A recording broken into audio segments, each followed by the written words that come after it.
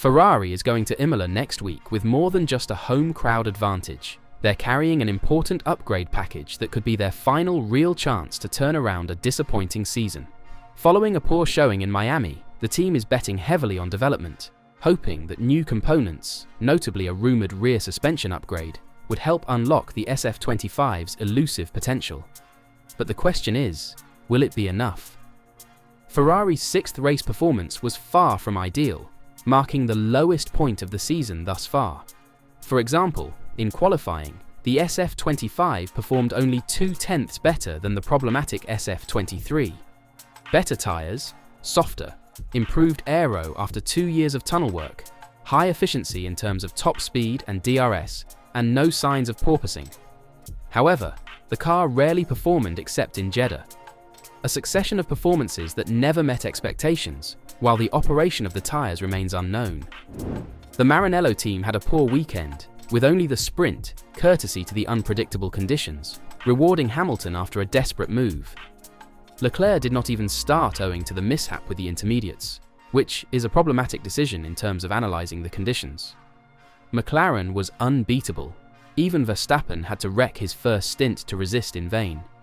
The Miami heat made the MCL 39 even more unbeatable than before. The prospect of a summer dominance that would deplete the competition's motivation looms. Everything relies on the driver's ability to avoid making mistakes. Ferrari's potential unusable. The simulator says it exists, but the track does not. Here's why Vasseur mentions it. It's not just aerodynamics. The car is simply running with mechanical settings that are inefficient for the race, which is harming qualifying. For some reason, the engineers can't get the back suspension to work properly.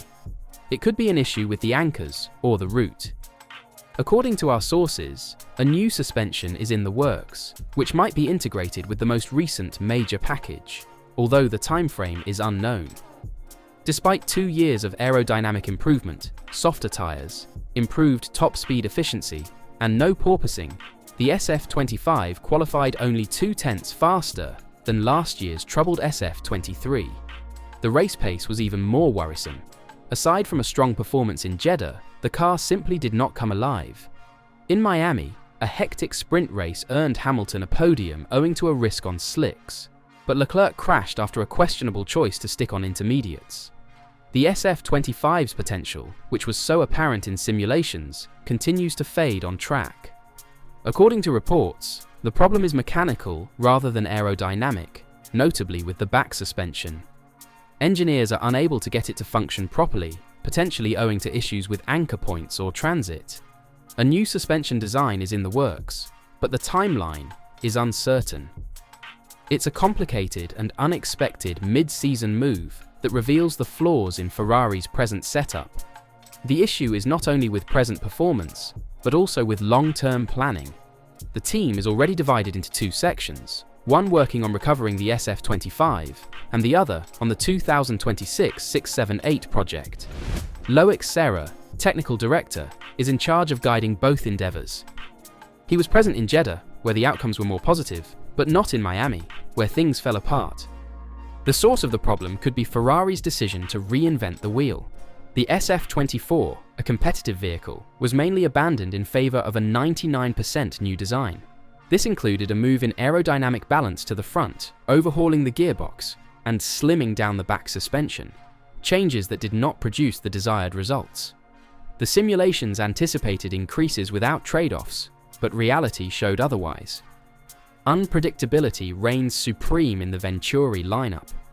Lewis Hamilton put it plainly, "I think this car has really good performance. Something is holding us back at the moment. It's there, we just can't use it. Until we have a solution for that, this is where we are." The Miami Grand Prix was Ferrari's worst weekend yet. The squad finished 6th fastest on the course, slipping behind Williams. Some bright spots included Leclerc's sprint qualifying run, which was still 0.3 off, and Hamilton's sprint strategy call. But in the Grand Prix, Ferrari was uncompetitive. As Frédéric Vasseur admitted, McLaren was definitely on another planet. Our performance was similar to that of Red Bull and Mercedes. Max tried to stay with them, but he totally ruined his tyres. Vasseur emphasized that the issue is finding balance, particularly in qualifying. "We haven't found the best balance. Yesterday we struggled a lot, and our best lap in qualifying came on used tyres. It's the first time that's happened in 2 years. This is frustrating. We have to work and fix our problems, one at a time, and improve. According to Vasseur, Ferrari's problems are more related to tyre usage than core car attributes. It's much more a question of the tyres than the characteristics of the car. In some moments, we managed to extract much more potential from the tyres than this weekend, and from that comes the performance. The little strategic interest came from the team orders between Leclerc and Hamilton. Hamilton was granted the opportunity to overtake on softer tyres in an attempt to chase Mercedes rookie Kimi Antonelli. We were the only team to swap on track today, but I think it was the right choice. Lewis had a softer tyre and we wanted to try to catch Antonelli. We followed our internal rules. When we saw that he couldn't catch Antonelli, we swapped again, Vasseur explained. It's never easy to ask the drivers to give up their position, but they obeyed, and I think it was the best choice. Looking ahead to Imola and the European part of the season, Ferrari has promised improvements. We will have something to take a small step forward, and then there will be another step in Barcelona, Vasseur told Sky Sport F1. However, he cautioned that the emphasis should not be simply on new components. We have to find the best compromise with the car and put everything together. The pressure is huge. Ferrari fans expect a comeback at home, and the team knows it cannot afford to fall farther behind. It is unclear whether the improvements will be sufficient to compete with McLaren, Red Bull, or even Mercedes. However, one thing is certain. If Imola does not serve as a watershed moment, Ferrari's 2025 season may slip from disappointment to irrelevance. This critical period in the calendar might define Ferrari's season, and possibly even the trajectory of its long-term development strategy. The SF25 has shown signs of potential, but inconsistency has prevailed.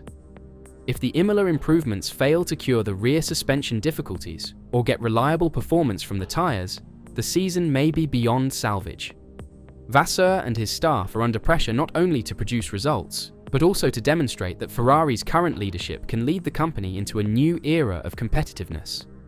They cannot afford to be caught off guard again, especially with laws set to take effect in 2026. Every decision today has an immediate and long-term influence on Ferrari's future in Formula One. In short, Imola is more than a home race, it's a turning point.